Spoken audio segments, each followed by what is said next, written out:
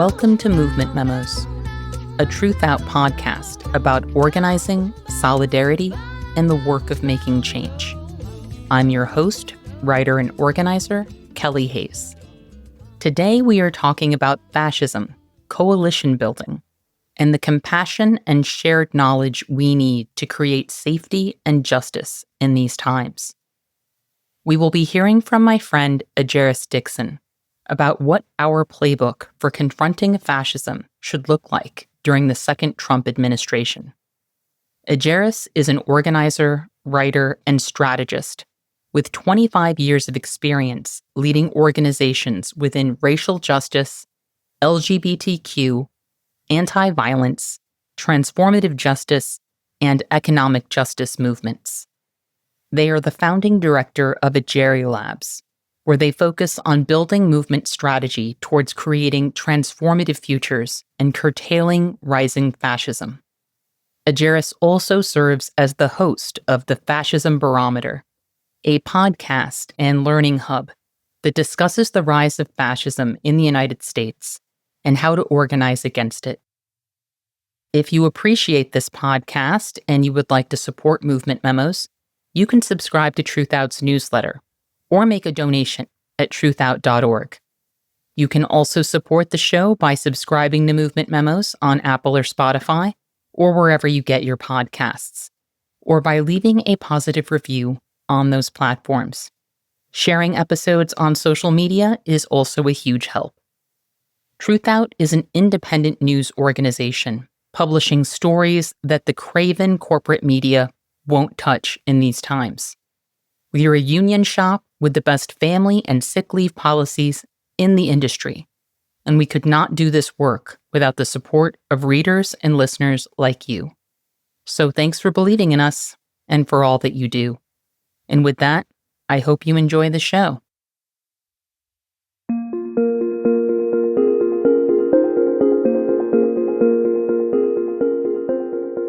Ejeris Dixon, welcome to Movement Memos. Thank you so much for having me. I'm happy to be back. How are you doing today, friend? I think today I am a mix of both weary and fortified, which I know can sound like a contradiction. So weary because it's only been a couple of months of this administration. But fortified because I also have had the opportunity to be in some spaces with some really good humans, trying to find new ways to collaborate to address what's happening. So there's a part of that that's also an emotional boost, you know? I am likewise in a weary but fortified mode. Today was a reading day for me. I did lots of hours of reading and research, which meant taking in a lot of information that can be hard to hold. But then I got to do my therapy exercises and take a walk and look at the lake. So I'm feeling the weight of the moment, but also getting some of the rejuvenation I need to stay in the game. So I'm grateful to have some space for healing and renewal, and also grateful to be in conversation with you today. Yeah, and thank you for having a whole day for reading and for taking in all that information because it's hard to hold. I know myself, it's hard to hold, and it's so needed. It really helps us build better strategy the more that we are trying to keep track. Well, I am lucky to have friends like you who I can discuss all of the mess and the ugliness with because it is entirely too much. And when we are holding a lot of painful information, we need people who can help us make sense of what we've learned and maybe weave some of that knowledge into a strategy that can help us move forward. And you, of course, are one of the most strategic thinkers I know. Some of our listeners will remember you, and I am sure some know you from your podcast, your organizing, and your written work. But for those who don't, can you tell us a bit about yourself and the work you do? Sure.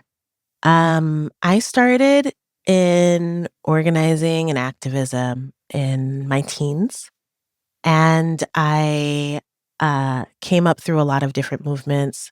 I've been connected to Black liberation movements, queer and trans, anti-violence movements, abolitionist, prison and police abolitionist movements, and I have started organizations, led organizations. I've done movement security, and these days I do a lot of work through an organization I just started called Ejeris, and I am the host and um, I have challenged myself to call myself a movement meteorologist, but I do try to give us a little bit of a forecast and a sense of the weather that we're swimming in.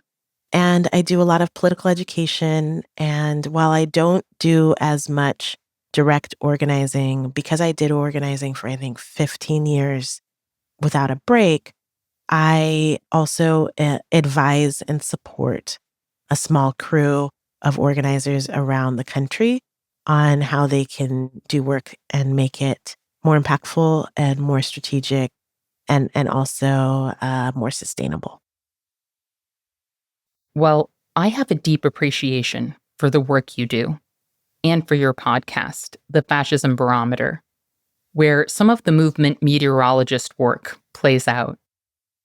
I also deeply appreciate our conversations about the state of the world, the threats we're facing, and what the hell we can do about them. Back in 2020, in the early days of this show, you and I recorded an episode where we talked about what our political playbook for the moment should look like.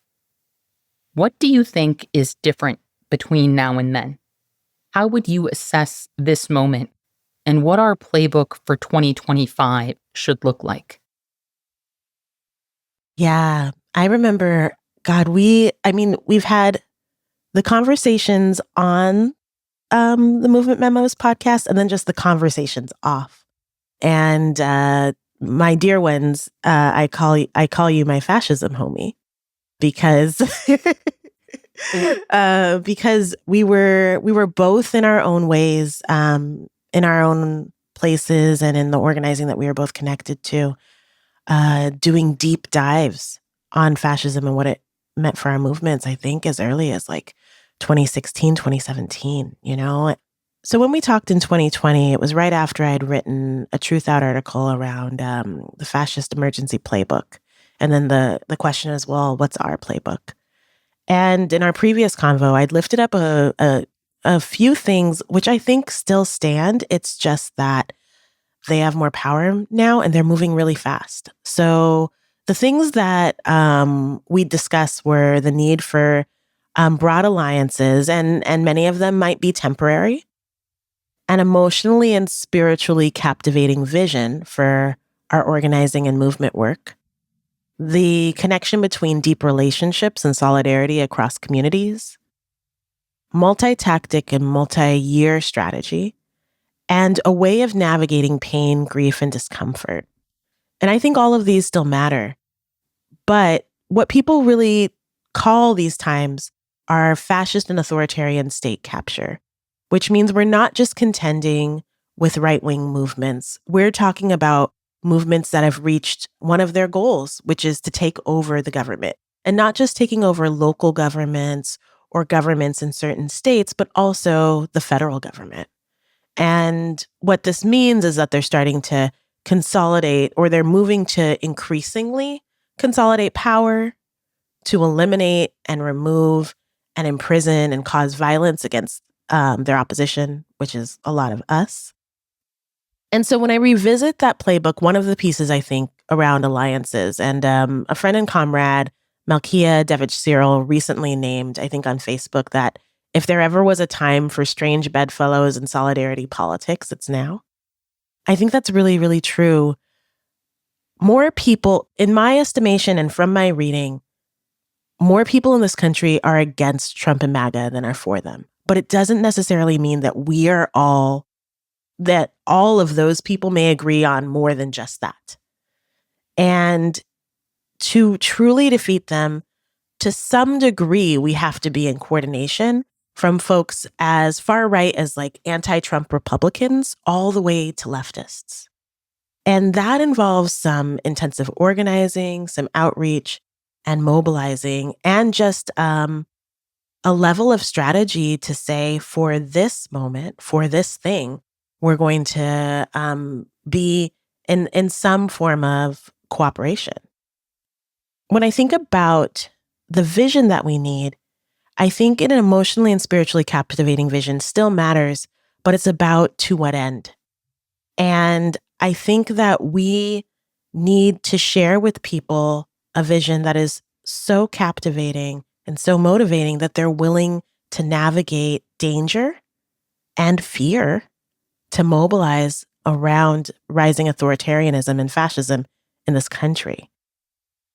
And then we need to kind of connect that to how do we go from these incredibly repressive times towards liberatory times? And that's where that multi-tactic and multi-year vision connects.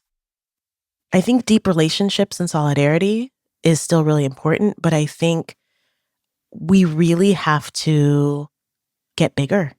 We have to recruit more people into our movements.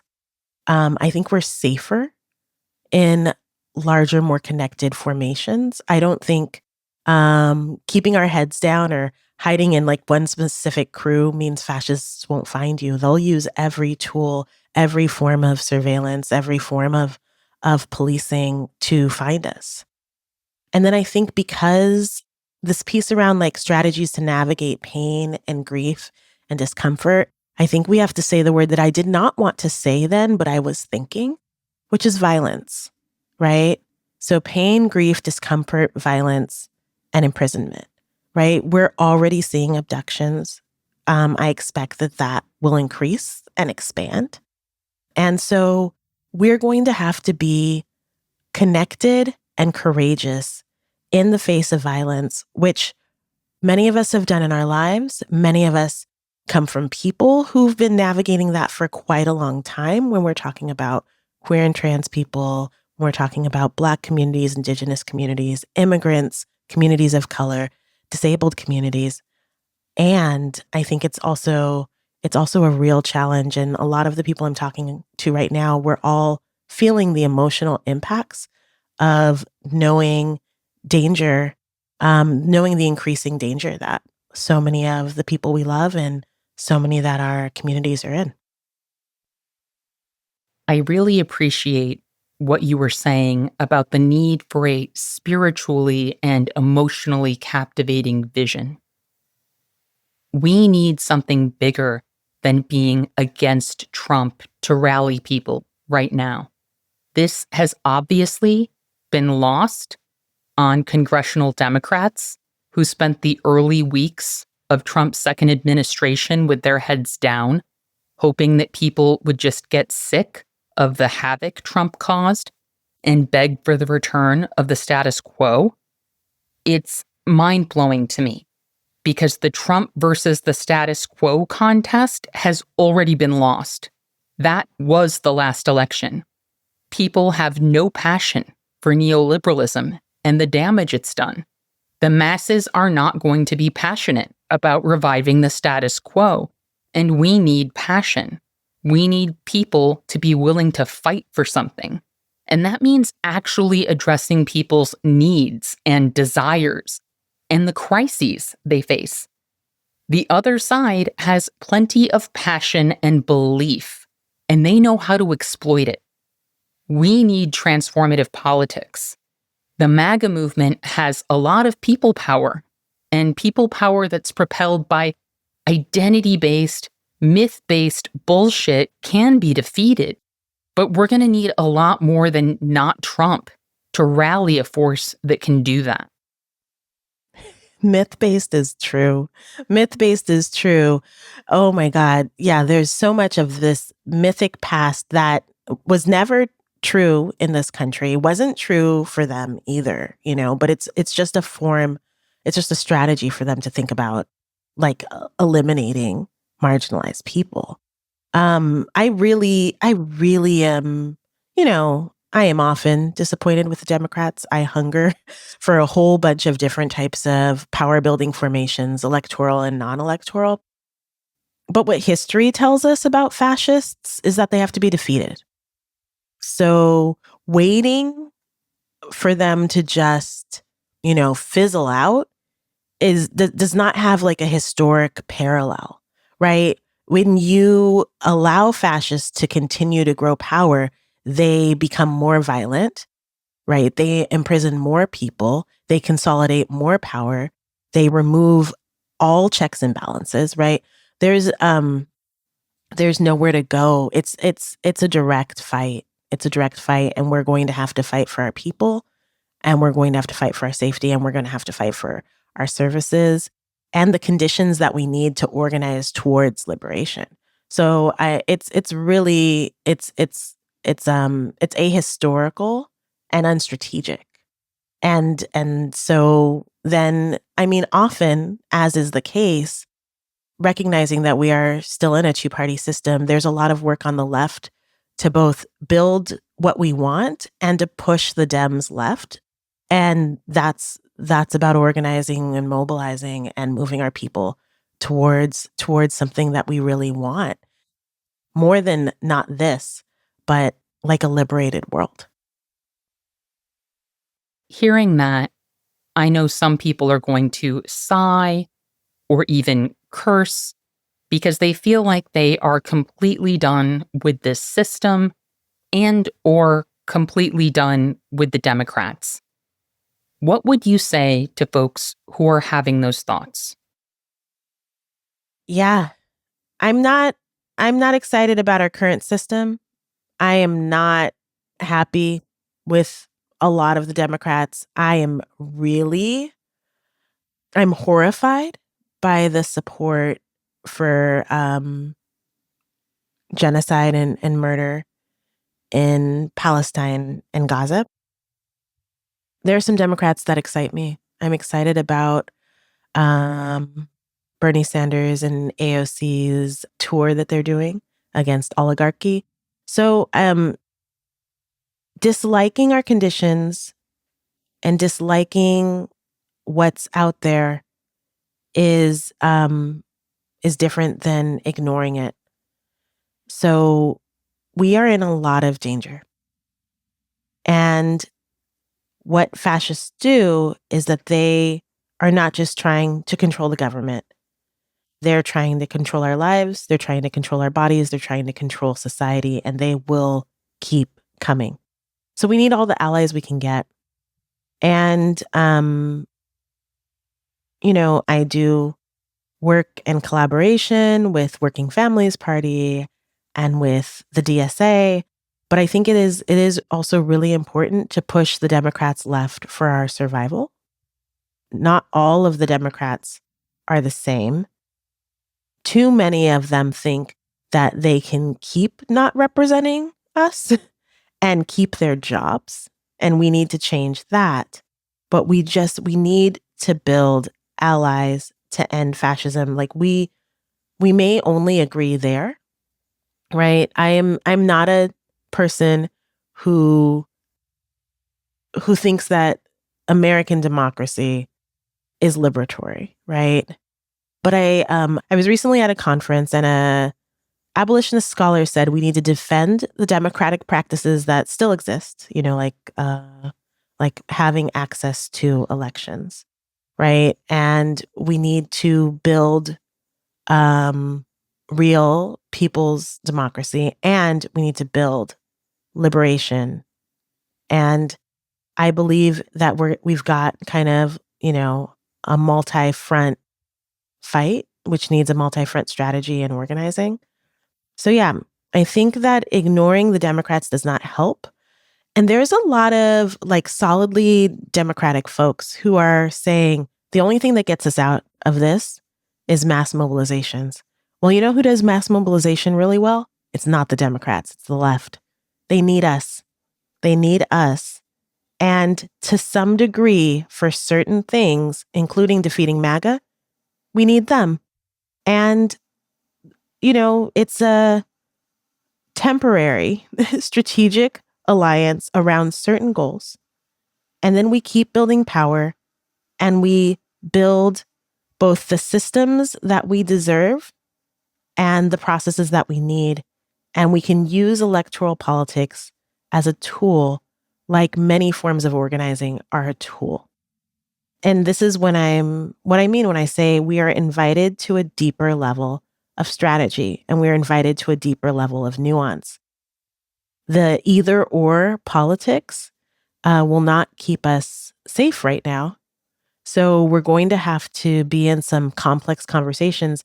And I don't need people to agree with me on this point. I'm just asking for us to be in conversation, for us to be in collaboration, and us to find some points of agreement so that we can build the power we need to get out of this. What this brings up for me is that you really don't have to trust someone, believe in, or even rely on someone in order to push them, or to recognize that someone needs to push them. I believe in pushing left in all arenas at all times. I hate electoralism, but simply throwing up our hands and allowing the far right to dominate that sphere has consequences that I personally can't live with. And I think there's this piece around you don't have to do electoral work, you don't have to do policy work, but often that work can affect us. It can affect our organizing terrain, it can affect the resources we have access to, it can affect the level of crisis that our people are in. And that's the piece where this stuff matters, right? So politically, you can decide where you fit, but let's be real about the fact that that election affected us. Like Harris and Trump were not the same. That was not an accurate assessment. They were both bad on some really critical issues. But even then, like we have to be able to recognize these distinctions. We have to be able to talk about them. And to some degree, we have some political education work to do with our own folks around how to understand this stuff without having to go through really drastic circumstances in order to learn the lesson. I really appreciate what you were saying a moment ago about either or politics. I feel like we have a lot of exclusionary tendencies on the left and within our movements, a lot of black and white thinking that is not compatible with the extremity of this moment. So, what do we need to do differently? How can we get our act together and form a coherent response to these threats? Yeah, I mean, I think we've been acting like the norms, and I think you and Miriam talked about this, the norms that sometimes work in social media don't necessarily work in organizing and mobilizing people. Meaning, the politics of hot takes and instant disagreement. Like we're going to have to find lots of forms of collaboration, and I see this as an invitation into nuance and an invitation into deeper strategy. Right? What we really need is a lot of us getting together in some forms of coordinated plan, and to also be able to say, I don't agree with you here. I don't agree around organizing around the rule of law, but I see what's happening in this country. I see Trump talking both about monarchy, and I see that they are destroying the administrative state, and I see the incredibly negative impact with these tariffs and the nosedive in the economy. Like there is a lot for us to organize for. And there are a lot of people who deserve way better. And so if I'm specifically speaking about what leftists need to do, I really think about a term and a form of strategy called being a left pole, which is when leftists are in collaboration with a whole bunch of other folks, maybe on a specific issue, right? Of challenging the amount of power, let's say, that MAGA has amassed. And then we don't actually break collaboration. We just say, we can't work on this thing, and here is why we disagree. And here is the frame that we'd want. And I'm wondering if we can talk about that. So there's Bernice Johnson Reagan has a whole amazing article on coalition building. And, she's a recent movement ancestor of ours and an incredible artist. And there's a big piece of that around how coalitions aren't necessarily the same thing as a political home. They're not necessarily a place of comfort. They are a place where we struggle together to build what we need and to build the things like what coalitions are designed to do is to do the thing that we cannot do as just an organization or as just one community, right? And so some of these larger aims, that's what we need to do. So when we will have to find ways to disagree and navigate political struggle and still show up for each other. And that's going to be tough for some people. What objectives do you think our coalition building work should be grounded in? I think that we have to build tremendous power because there's a lot of community defense that's needed. We need to defend immigrant communities and trans communities. We need to defend, we need to ensure that people have access to their basic needs. We need just coalition work on keeping sanctuary cities, right? And ensuring no matter what level of defunding and militaristic violence is proposed, that we're able to keep our people safe. I think we also need to organize. A lot of people are talking about mass noncompliance, which can be both massive protests where we are working to really push both Trump, the Republicans, and MAGA's approval levels so low that we start to create breaks in their coalition because they are a coalition as well. And I start to imagine if there was a million or millions of people in the streets every week. But also mass noncompliance is for people who disagree with what's happening, but are actually caught up in it, to forget files, to not let ICE into their classroom, to there's all these ways that everyday people cannot go along with what's happening and can show various forms of resistance under the threats they're taking. What I think the overarching thing is that we need to make room to change the conditions that we're facing, because the conditions that we're facing right now are incredibly dangerous for our communities and can really make some of our liberatory forms of organizing a lot less possible. And by doing that, we need to build a lot more power and we need to exercise more power to break MAGA's hold on the government and to kind of disrupt this level of state capture that they have right now. I really agree. And I am also thinking about the support systems that need to exist for people who engage in actual resistance and refusal. When people suffer professional consequences for refusing to participate in the criminalization of people or surrender people to fascist forces, what is their support system going to look like? How do we ensure that people who do what we're asking them to do are not left behind? There's going to be a lot of legwork and fundraising and organizing involved there. I'm also thinking about the physical, psychological, and financial impacts of long-term organizing and protest.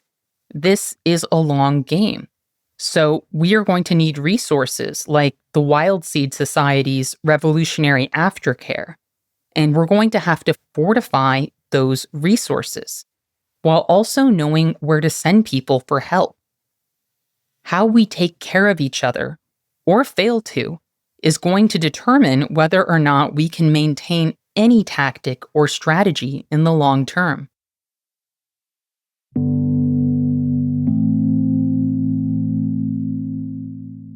Can you talk about what it's going to look like to do the kind of outreach and base building work that this moment demands of us.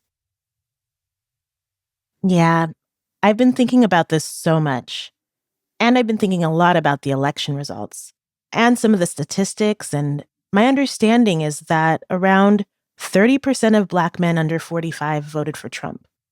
So if we're talking about 30% of younger Black men, that's not just rich Black men. Those are people who are impacted by policing, imprisonment, a lack of housing, a lack of benefits, unemployment. So there's this whole conversation that people are having about voters that didn't have a lot of information and voters that voted against their interests. And so actually, this gives us some of our own goals. Our goals are to recruit people who need and believe in things like universal health care and access to a good job and a world without policing and punishment and imprisonment. Our goal is to recruit these people into our organizations, right? So if people are voting directly against their interests, and it's not just statistics that tell me this, like I have an uncle who talked a lot about things he liked about Trump. My brother has friends who voted for Trump. My partner knows people who likely voted for Trump. So it's not just what the statistics tell us is what the level of both outreach and base building and political education work. Their coalition only accesses state power with a certain amount of our communities and our people, like facilitating this. And I think we need to cut that off. The other thing I think, and I've said it before, is I've been talking to a lot of different groups, and it's not a number based in science, but I've been calling for like everyone to grow their groups by 20%. And if that's a formal base building group, or if that's a bunch of your friends and homies that get together and go to protests or make calls about what's happening or provide mutual aid, I think we're safer, bigger. And it can sound like in times of crisis and in times of threat, people can think that a small crew can be safer and can kind of go underneath the radar. But there is this piece around they will come for us, and fascism makes everyone, including people who think they're aligned with the fascists, less safe. So we're safer, bigger. We're safer in sizes that are very hard to round up. We're safer when we can outnumber the people who are coming to challenge us. We are safer, bigger, and we're more powerful the more people we mobilize. When we think about growing our movements, that obviously involves welcoming people who haven't always been in lockstep with our politics. It can mean welcoming people whose previous positions or choices have upset us, which is something that a lot of people don't seem terribly ready to do right now. And that worries me. When Miriam was a guest on the show recently, we talked a bit about the politics of fuck around and find out and the pitfalls of celebrating the misfortunes of people who have disappointed us politically. What are your thoughts about that?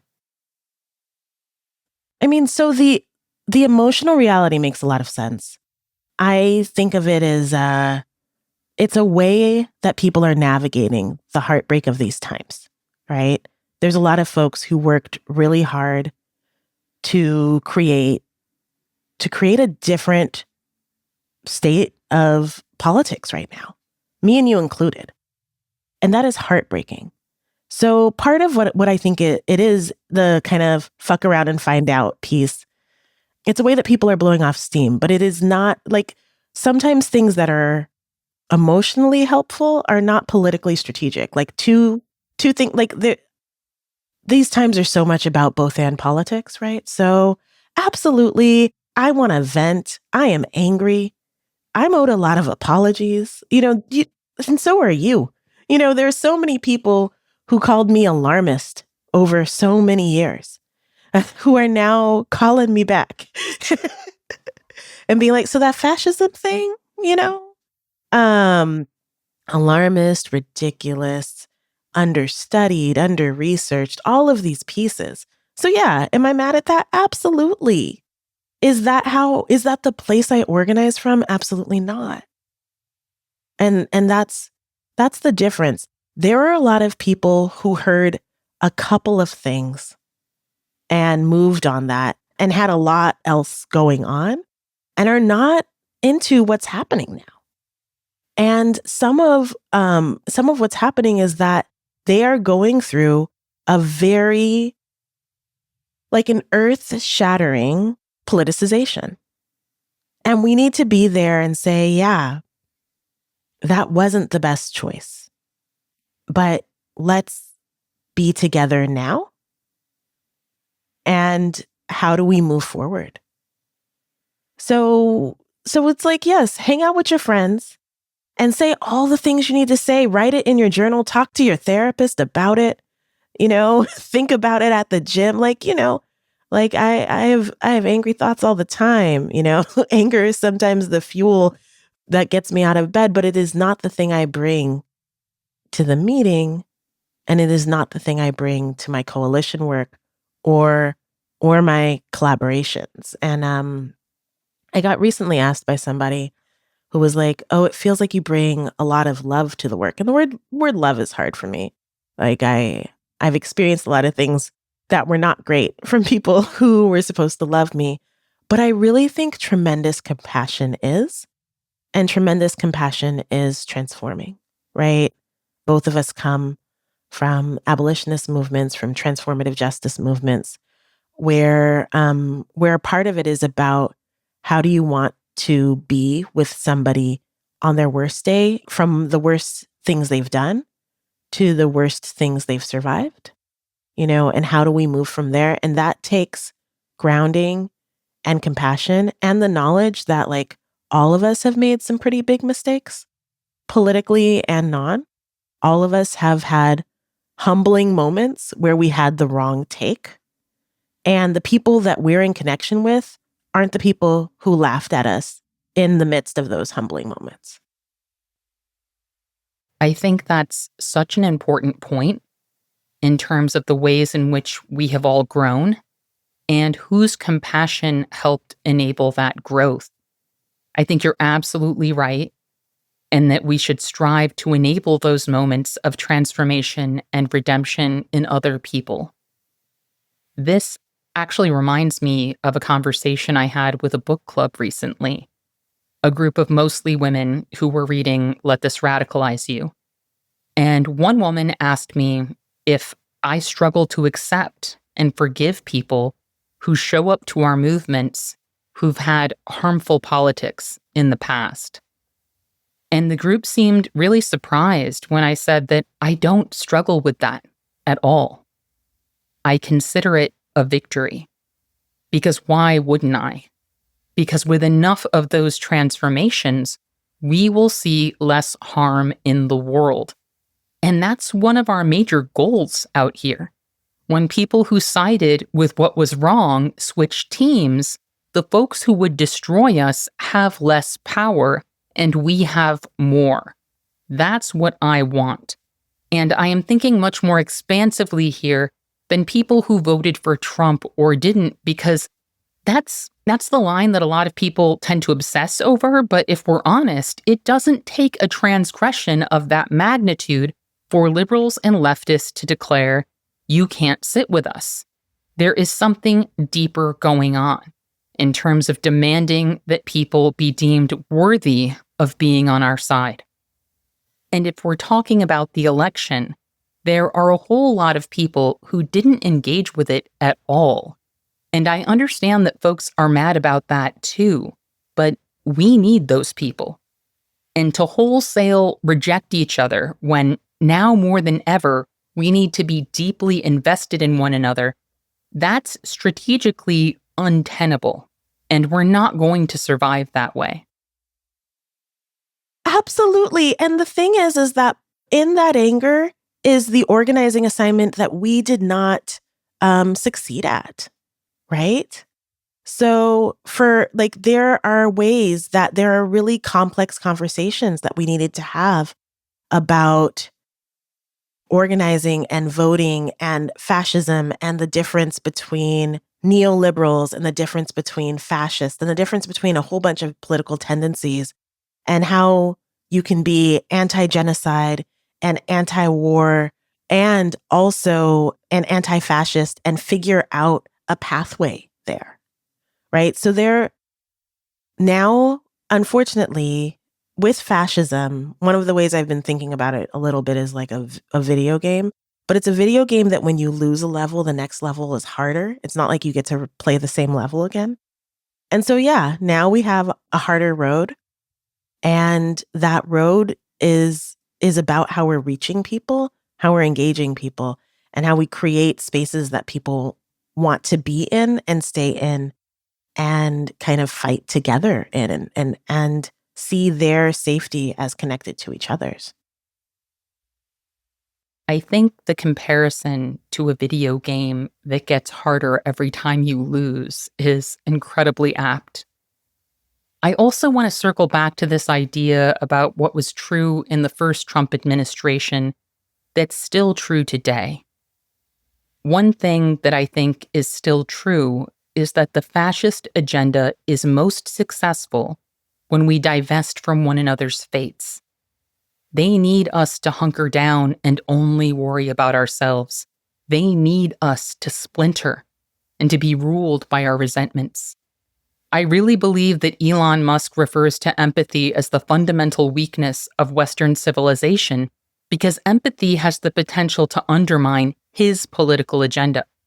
So, what are your thoughts about the empathy we are and aren't extending at this time? And what can we do to address the cruelty that's showing up on our side? How can we course correct and lean into empathy?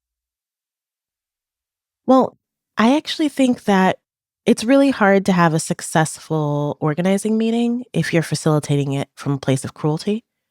It's really hard to have a useful outreach conversation, bringing someone into an organization.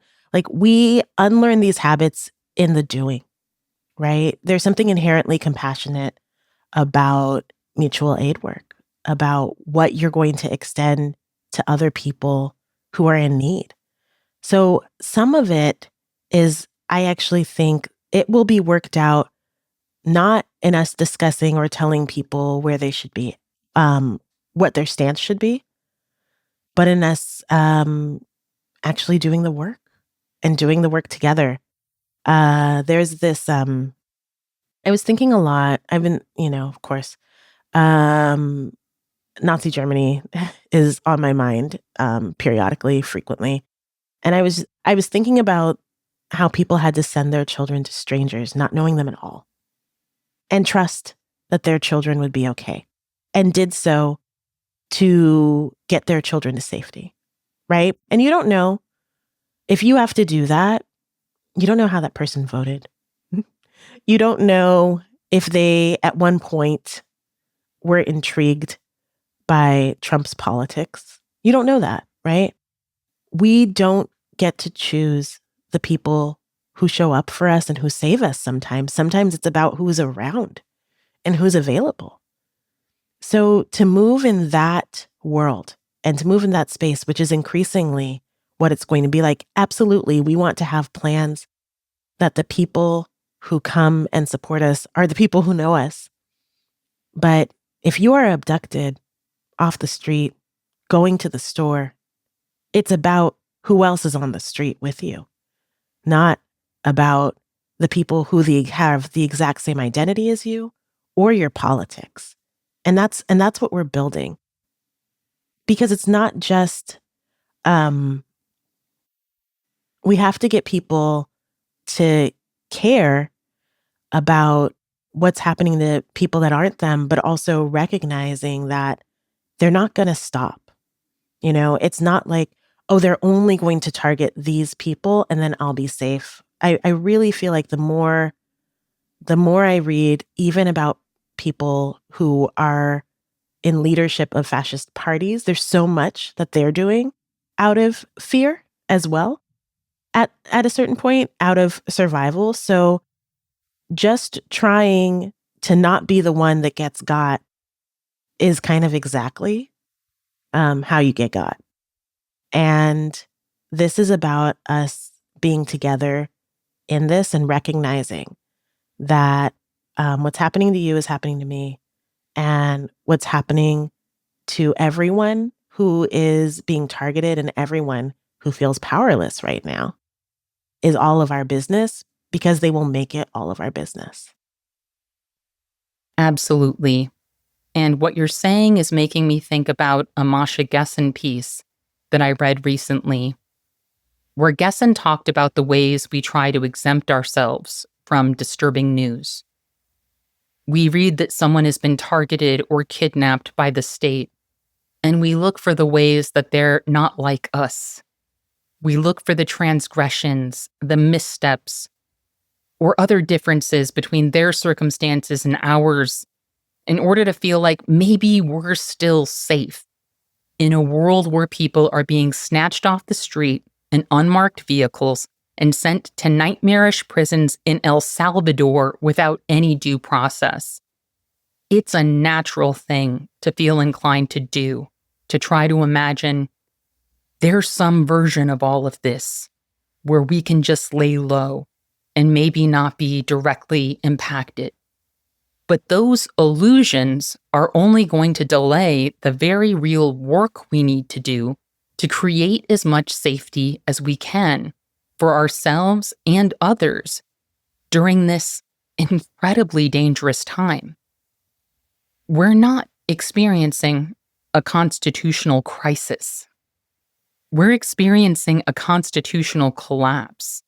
And while it's true that some people have always been treated unjustly under the system, it's not like things are going to stay the same for folks who've always gotten the worst of it and get worse for everyone else. As a Native person, for example, I know that if conditions are becoming really difficult for suburban white folks, my people are already being left for dead. During early COVID, there were Native medical workers who requested more medical supplies from the federal government and were sent body bags. That's the reality of how bad times fall on the marginalized. A lot of things are in free fall right now. We need to be building coalitions and infrastructure to create as much safety and justice as we can.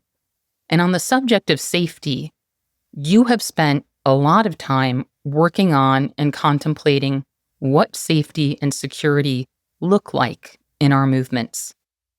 A little bit. What do you think that kind of solidarity work looks like right now? I got the chance to be at this gathering that had queer and trans people from every state represented, and I got the chance to speak, and it was a huge honor, right? It was not too far after the election. And what I said there, and what I think some of our best defense is offense, right? We actually have to substantially reduce their power. And we have to do that in combination with building safety teams and safety work. So we have to create and do that also while taking care of people's material needs, right? So many people have lost their jobs. So many people have lost access to benefits, life-saving, life-surviving benefits. So there is a piece where I think our safety work, our power-building organizing, our policy work, our mutual aid work need to be interconnected. It's not the time for the argument around this is the one way we will defeat the fascists. There isn't one way. And that's kind of their strategy. Their strategy is to create so many crises, so many forms of need, so many types of harm that we have to do like our community defense work and the offensive political work and reducing the amount of people in Congress who are MAGA aligned and like the mass protests. All of this needs to be linked and connected whether it's through coalitions, whether it's through a shared vision. So I think that fascists are a form of organized bullies. And with every bully, people take advantage of you because they think you can't hurt them, and that you can't stop them. And so we have to stop what's happening and protect our people simultaneously.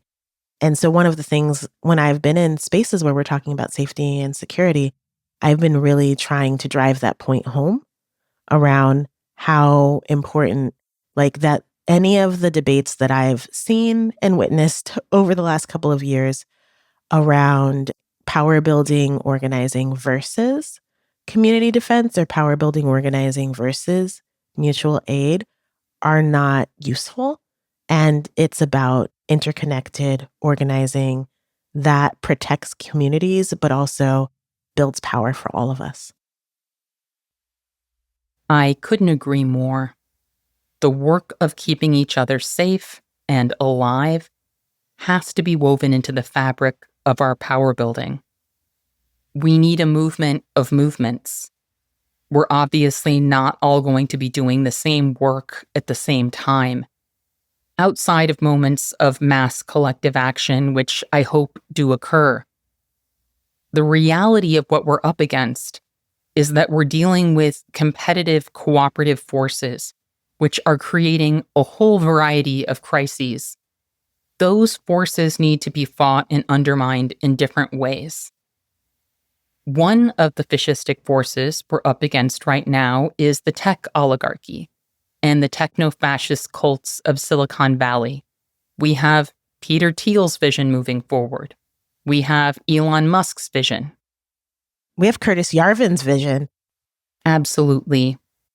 And one of my biggest fears is that some people I think that they're trying to remake the government, but to some degree, right? Like, because Peter Thiel funded Curtis Yarvin, and J.D. Vance calls Curtis Yarvin one of his mentors, right? And so Curtis Yarvin is like, we just need to destroy the administrative state, right? And create a monarchy, which would mirror how a corporation works.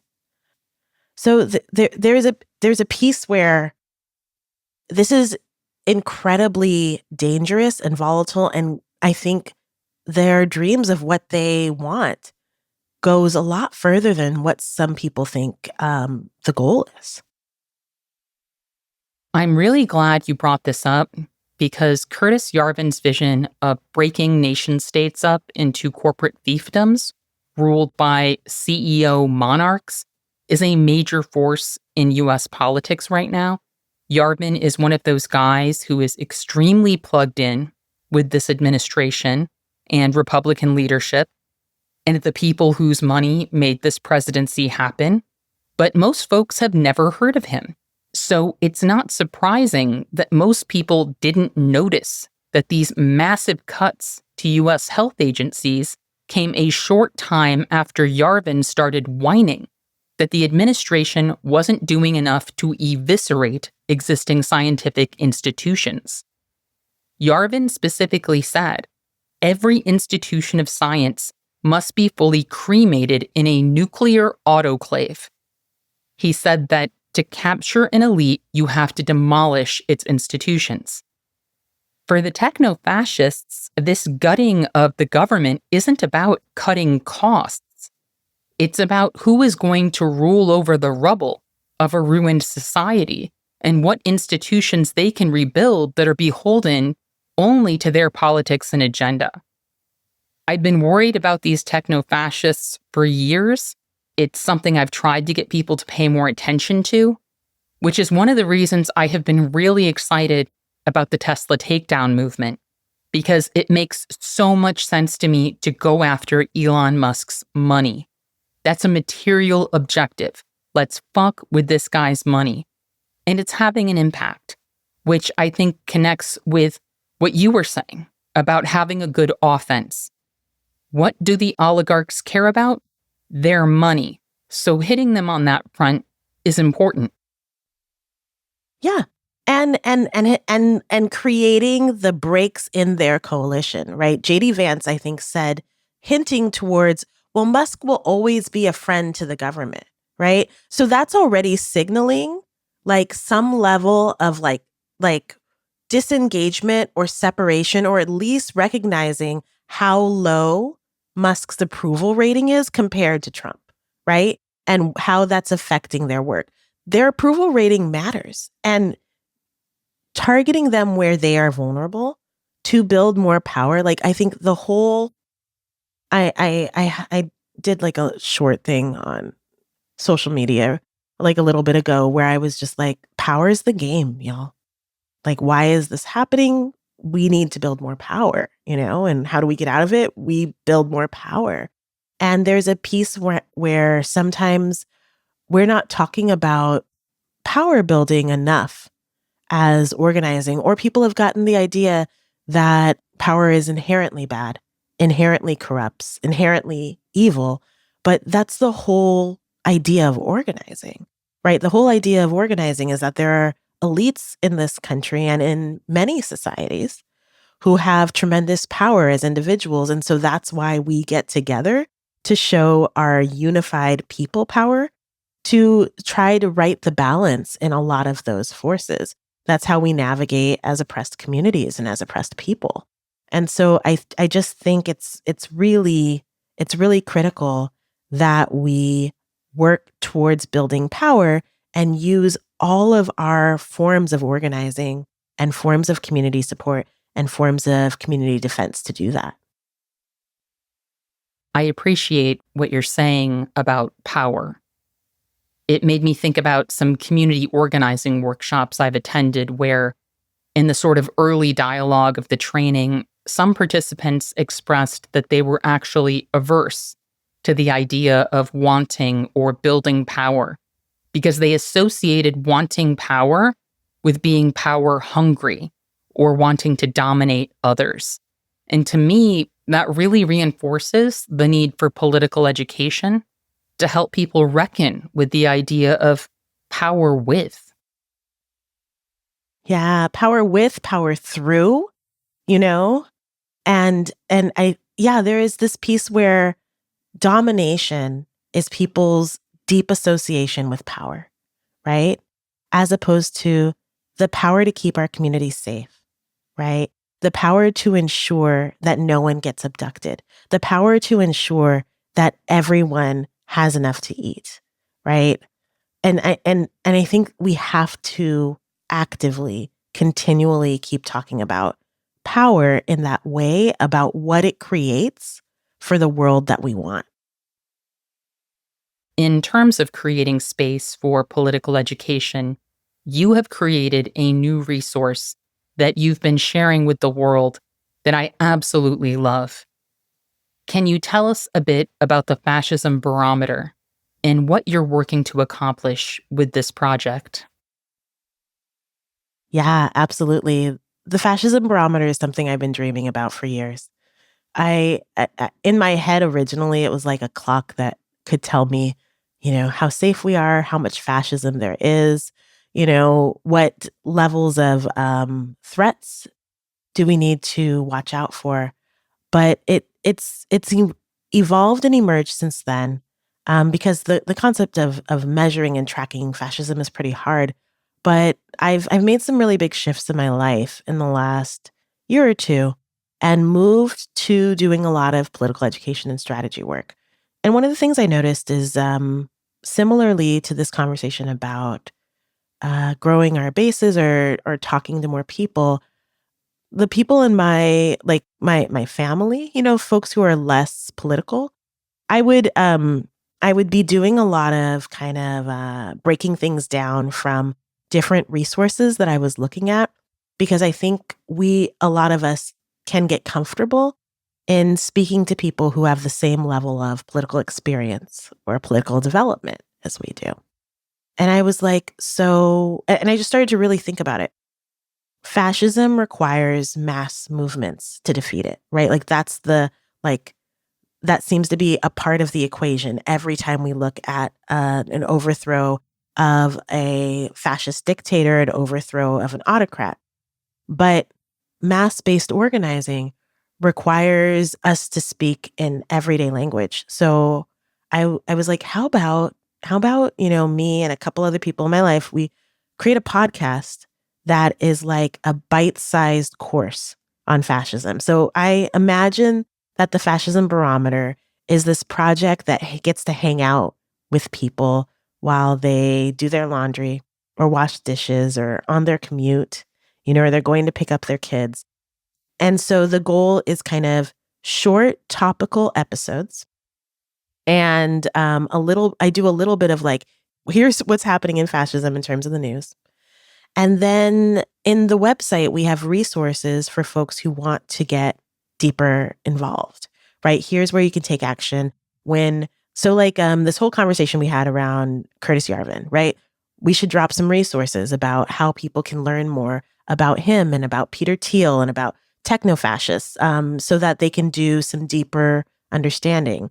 And then I've also been creating these learning guides where whether it's like your organization or I don't know, or you could create your own kind of like fascism barometer book club style. And I was recently at an event in Maine. I went to speak at Colby College, and this amazing crew of folks drove, I think, 3 hours total, an hour and a half each way, because they listened to the Fascism Barometer in a group and take action together and have worked on their own learning guides and are recruiting people in their own community. So it's a political education project slash podcast slash, hopefully like mobilizing space. And we're starting this new segment I'm really excited about where it's just going to be people asking their questions about fascism. And I've already been people have been sending in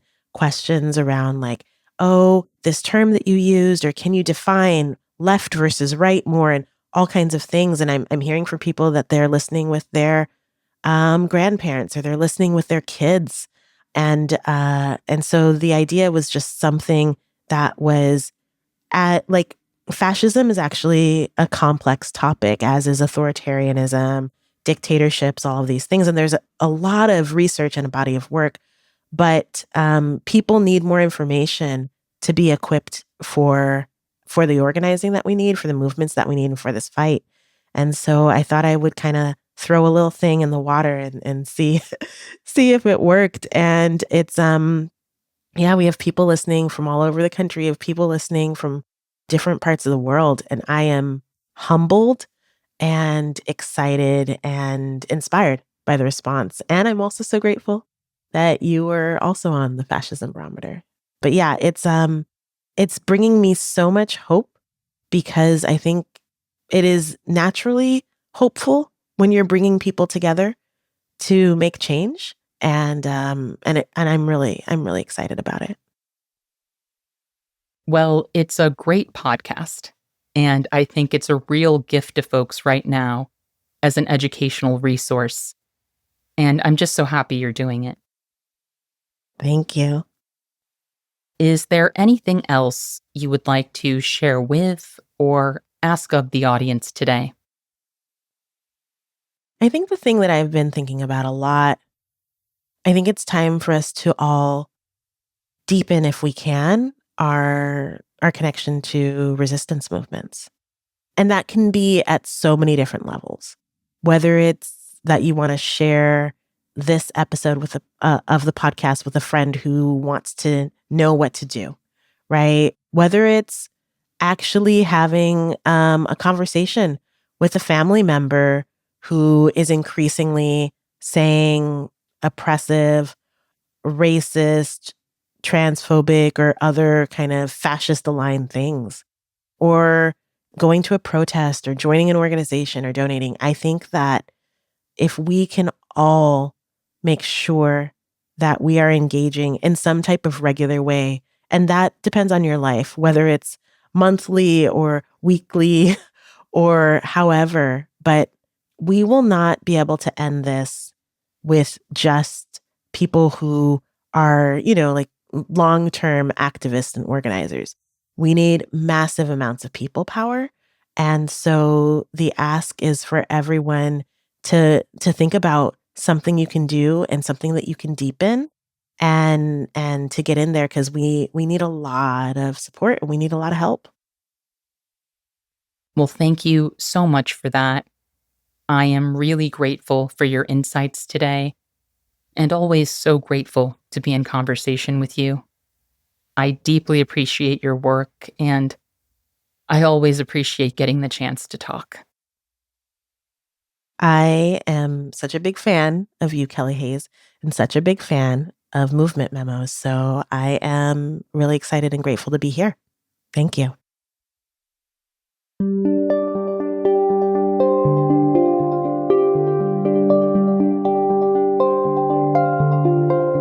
Well, I hope you will all check out Ejeris' podcast, The Fascism Barometer. I also really appreciate Ejeris' call to think about something you can do and what work you can deepen in these times.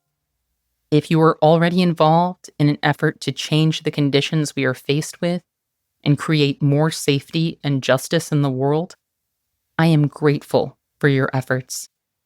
If you feel moved to act but haven't figured out where to plug in yet, I am going to once again recommend that you check out Miriam Kaba's Making a Plan zine to help you find your way.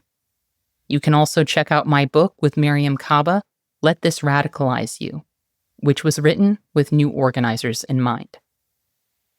We are living in scary, destabilizing times, but in the work of collective survival and the struggle for collective liberation, we can find hope, fellowship, and most importantly, each other. So let's continue to experiment, gather, and make connections. Let's double down on our commitments to each other, to our principles, and to the pursuit of a better world. We have never needed each other as much as we do right now. So let's show up. I want to thank our listeners for joining us today. And remember, our best defense against cynicism is to do good and to remember that the good we do matters. Until next time, I'll see you in the streets.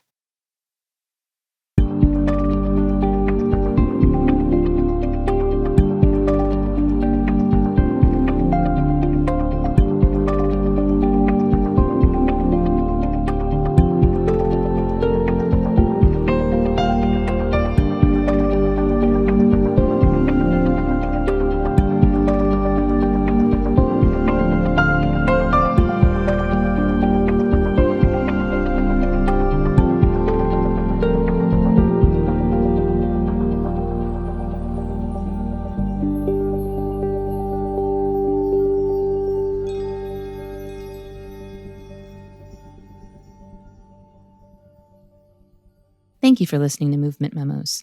This show wouldn't exist if it weren't for Truthout, and Truthout's independent news and commentary wouldn't exist without listeners and readers like you. We have no paywalls, no corporate sponsors, and no ads, except for fundraising appeals like this one. So if you can and would like to support our work, please consider dropping by truthout.org to make a donation today.